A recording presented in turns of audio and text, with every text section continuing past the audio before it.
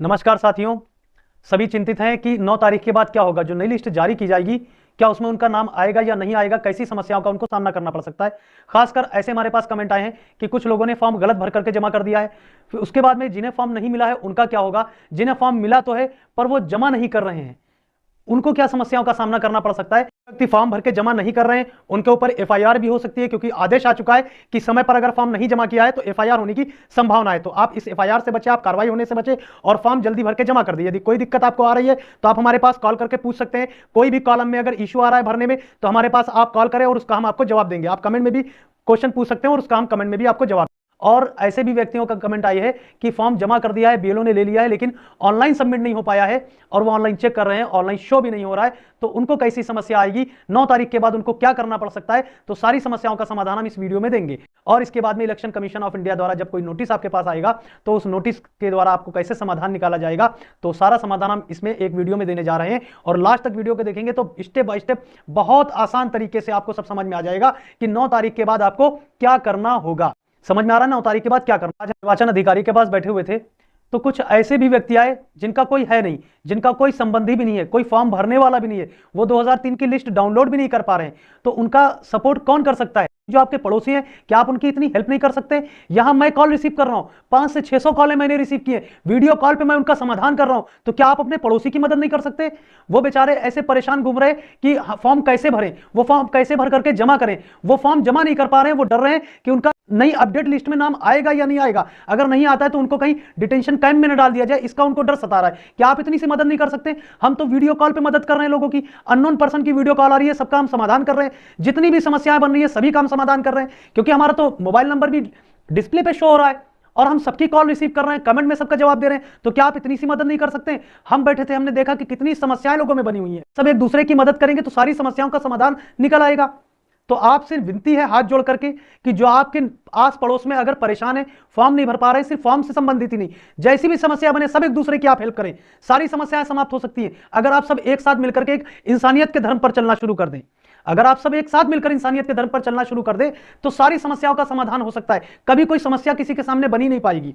तो उसी से संबंधित यहां पर समझना है कि धर्म से बढ़कर के इंसानियत है, जो कि सभी धर्म में यह सिखाया जाता है। और उसी संबंधित हम यहां पर एक श्लोक लेके आए हैं जो कि भगवत गीता में दिया गया है। अद्वेष्टा सर्वभूतानां मैत्र करुण एवच निर्ममो निरंकारा सम दुख सुख क्षमी। इसका अर्थ क्या है जो कि भगवत गीता में दिया गया कि जो किसी से द्वेष ना करे, सभी का मित्र और दयालु हो, अहंकार रहित हो और क्षमाशील हो, वही सच्चा भक्त है। सच्चा भक्त कौन है? जो इंसानियत पर चल रहा हो। गीता का भी स्पष्ट संदेश देखिए क्या है, मनुष्य को धर्म जाति से ऊपर उठकर सबका भला करना चाहिए और सबको समान रूप से ईश्वर का रूप समझना चाहिए। और ऐसा ही कुरान में भी सूरह अन-नहल में दिया गया है। क्या दिया गया कि इंसानियत सबसे पहले, धर्म जाति से भेदभाव नहीं, हर मजलूम व मोहताज की मदद करें। सबसे सम्मानित व्यक्ति वही है जो सबसे नेक है। सबसे सम्मानित व्यक्ति वही है जो सबसे नेक है। यहां पे हमें पंक्ति दिखाने का यही रीजन था कि इंसानियत ही सबसे आगे है। धर्म से उठ करके आप आएंगे तो इंसानियत सबसे ऊपर है। अब इसके बाद में हम आ जाते हैं, जो हमने 5 क्वेश्चन बताए हैं, इन सभी क्वेश्चनों के जवाब यहां पर हम देने जा रहे हैं। उससे पहले आप हमारे चैनल को सब्सक्राइब कर दीजिए और बेल आइकन को भी क्लिक कर दीजिएगा, जिससे कि आपके पास हर इंफॉर्मेटिव वीडियो का नोटिफिकेशन सबसे पहले पहुंचता रहेगा। तो चलिए शुरू करते हैं और देखते हैं जो 5 क्वेश्चन, इन सभी क्वेश्चनों के जवाब यहां पर हम देने जा रहे हैं कि यदि किसी ने फॉर्म गलत भरकर जमा कर दिया है तो उसको क्या करना है। तो सबसे पहले देखना है, दूसरा क्वेश्चन है जिन्हें फॉर्म नहीं मिला उनका क्या होगा। जिन्हें फॉर्म तो मिला है परंतु जमा नहीं कर रहे हैं, उनको कैसी समस्या हो सकती है। जिनका फॉर्म बीएलओ ने ले लिया है लेकिन वेबसाइट पर फीड नहीं हो पाया है, जिनके पास इलेक्शन कमीशन ऑफ इंडिया द्वारा नोटिस आएगा, उनको क्या करना होगा। तो सभी सवालों के जवाब यहां पर आपको मिलेंगे। इसके बाद में ध्यान देना है, सबसे पहला क्वेश्चन जो हमने बताया कि जिन लोगों को एनुमरेशन फॉर्म गलत भरकर जमा कर दिया है जिन व्यक्तियों ने, तो उनको क्या करना पड़ेगा। सबसे पहले बात ये देखेंगे, गलती पहचानेंगे कि उन्होंने नाम की स्पेलिंग या जन्म तिथि या पता या रिश्ते का विवरण क्या गलत हुआ है उससे संबंधित उनको पहले जांच करनी है। फिर इसके बाद में अपने बीएलओ से तुरंत संपर्क करेंगे। जिस व्यक्ति ने फॉर्म लिया है, यानी बीएलओ अधिकारी ने लिया है, किस अधिकारी को आपने दिया है, उससे संपर्क करेंगे। अगर वो कहता है कि ऑनलाइन उसने फीड कर दिया है तो क्या ऑनलाइन सुधारा जा सकता है। अगर ऑनलाइन सुधारा जा सकता है तो आप voters.eci.gov.in पर राज्य की मतदाता सेवा वेबसाइट पर करेक्शन एप्लीकेशन डाल सकते हैं, अगर आपने गलत फॉर्म भर के जमा कर दिया है। अब इसके बाद में सेकंड है, ध्यान देना है कि डॉक्यूमेंट के साथ, डॉक्यूमेंट अपने पास में साथ में रखें जब आप वेबसाइट पर ओपन करें वेबसाइट को। और करेक्शन के लिए सही नाम, उम्र और पते को साबित करने के वाला डॉक्यूमेंट जैसे आधार कार्ड, जन्म प्रमाण पत्र, स्कूल प्रमाण पत्र, बिजली पानी का बिल आदि साथ ले जाए ताकि आपका सुधार बिना समस्या के हो सके। क्लियर समझ में आ रहा है। इसके बाद में देखना 4 नंबर, ड्राफ्ट रोल में अपना नाम जरूर खोजे, जो नई लिस्ट जारी होगी उसमें अपना नाम जरूर खोजे। 9 तारीख के बाद जो नई लिस्ट जारी होगी उसमें आप अपना नाम जरूर खोजें। आप ये ना सोचें कि आपने फॉर्म भर के जमा कर दिया है तो अब टेंशन आपकी खत्म हो गई। पहले आप नाम जरूर खोजें। यदि नाम आपको मिल रहा है, जब ड्राफ्ट अस्थायी मतदाता सूची प्रकाशित हो तब अपना नाम की एंट्री ऑनलाइन या बूथ पर जाकर जरूर चेक करें। अगर गलती बनी हुई है तो फिर से शिकायत क्लेम कर सकते हैं। अगर आपका नाम लिस्ट में जो नई लिस्ट जारी होगी उसमें अगर नाम गलत आ रहा है तो आप फिर से शिकायत या क्लेम दर्ज कर सकते हैं। ठीक है, समझ में आ रहा है ना। फिर इसके बाद में सेकंड क्वेश्चन है, जिनको फॉर्म नहीं मिला है लेकिन 2003 की लिस्ट में उनका नाम है, उनको क्या करना होगा? तो नाम पहले से लिस्ट में होना एक आपके लिए प्लस पॉइंट है। नाम लिस्ट में होना पहले से प्लस पॉइंट है। अगर आपकी पुरानी 2003 मतदाता सूची में एंट्री है तो सिद्धांत आपको नया मतदाता नहीं माना जाएगा, आपको पुराना ही मतदाता माना जाएगा, लेकिन एसआईआर के दौरान आपके रिकॉर्ड को दोबारा वेरीफाई किया जा रहा है। सेकंड नंबर है, फॉर्म न मिलने पर खुद आगे बढ़कर आप इंतजार ना करें।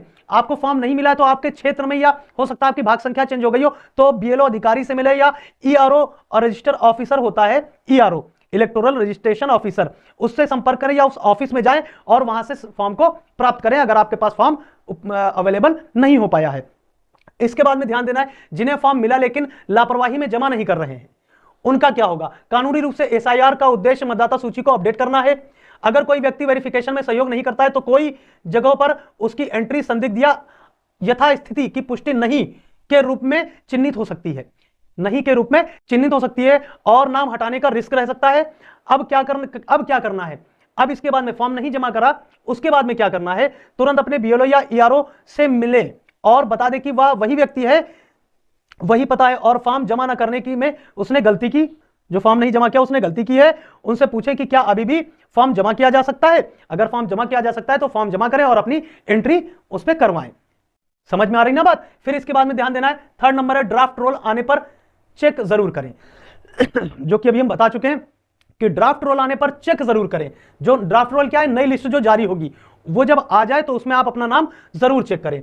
अगर आपका नाम ड्राफ्ट रोल में गायब हो, गलत हो या नाम जोड़ने के लिए फॉर्म नंबर 6 भरें। अगर नाम गलत है तो नाम करेक्शन कराने के लिए फॉर्म नंबर 8, और अगर नाम नहीं है तो नाम जोड़ने के लिए फॉर्म नंबर 6 भरें, और नाम गलत है तो सुधार के लिए फॉर्म नंबर 8 भरेंगे। क्लियर समझ में आ रही है ना बात। अब इसके बाद में देखना, जिनका फॉर्म बीएलओ ने ले लिया लेकिन वेबसाइट पर फीड नहीं हो पाया है, वेबसाइट पर फीड नहीं हो पाया, उनको क्या करना है? यह समस्या अभी बहुत तेजी से देखी जा रही है।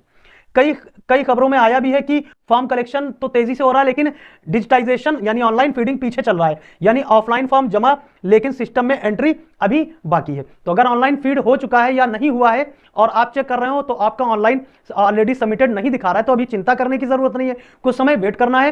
हो सकता है कि आपका फॉर्म ऑनलाइन फीड जो हो जाएगा तो वो शो होने लगे, क्योंकि इसमें रजिस्टर सी भी बनाया जा रहा है। जिनकी एंट्री नहीं हो पाएगी रजिस्टर सी बनाया जाएगा और कुछ समय बाद वो रजिस्टर सी इलेक्शन कमीशन ऑफ इंडिया के ऑफिस में जाएगा और वहां से फीडिंग कर दी जाएगी।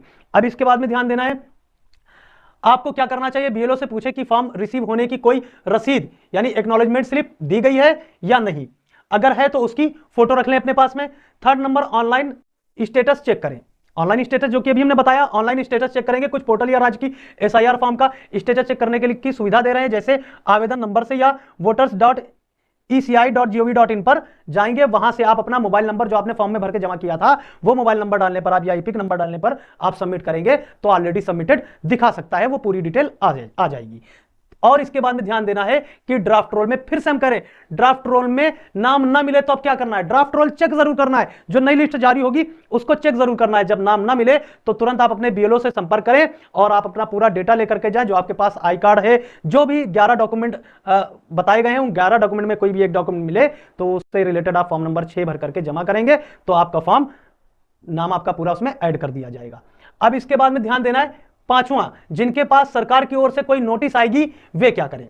ये नोटिस अलग अलग कारणों से आ सकती है, जैसे ये वेरीफाई करने के लिए आप सच में उसी पते पर रहते हैं, आपके डॉक्यूमेंट अधूरे संदिग्ध हैं। ऐसे में स्टेप बाय स्टेप क्या करना है? आपको नोटिस को ध्यान से पूरा पढ़ें। नोटिस को ध्यान से पूरा पढ़ना है, किस कारण भेजा गया है, किस तारीख तक जवाब देना है, आपको कहां जाकर किससे मिलकर जवाब देना है, किस अधिकारी के पास जाना है, आपको क्या क्या डॉक्यूमेंट लेके जाने हैं, यह पूरा नोटिस में लिखा होगा। किस डेट तक आपको जवाब देना है यह पूरा नोटिस में लिखा होगा। क्लियर समझ में आ रहा है? यह पूरा नोटिस में लिखा होगा।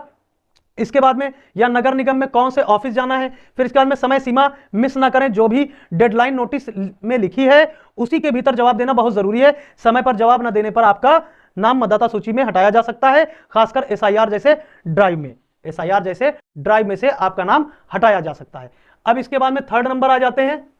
थर्ड नंबर है कि आवश्यक डॉक्यूमेंट तैयार रखें। आमतौर पर दो तरह के सबूत मांगे जाते हैं, जैसे कि आईडी प्रूफ यानी इपिक नंबर और पैन कार्ड। ये ज्यादातर यही प्रूफ मांगे जा सकते हैं, या निवास प्रमाण पत्र मांगा जा सकता है, या बिजली पानी का जो बिल आता है, राशन कार्ड, मकान किराया एग्रीमेंट, बुक, पासबुक, और आपके पास जो गैस की बुक रहती है वो आदि, इसमें से कोई एक डॉक्यूमेंट मांगा जा सकता है। अगर आपके पास राज्य या जिले में एसआईआर के लिए खास 10-11 डॉक्यूमेंट की सूची जारी की गई है तो उनमें से जो आपके पास हो वो लेकर जाएं।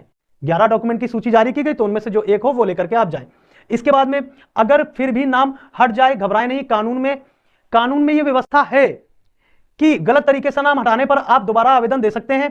फॉर्म नंबर 6 नाम जोड़ने के लिए होता है, या उपयुक्त फॉर्म के माध्यम से ईआरओ के सामने क्लेम कर सकते हैं, और जरूरत पड़ने पर आप उच्च अधिकारी या कोर्ट तक भी जा सकते हैं। आप कोर्ट में भी आप अपनी अपील कर सकते हैं। तो ये क्लियर समझ में आ गया होगा। अगर अच्छे से समझ में आया है तो हमें कमेंट बताएं। अगर अभी भी कोई क्वेश्चन रह गया है तो कमेंट में जरूर आप पूछ सकते हैं। हम सारे कमेंट का जवाब दे रहे हैं। और हमारी वीडियो को शेयर करें, हमारे चैनल को सब्सक्राइब करें और वीडियो को लाइक जरूर करें।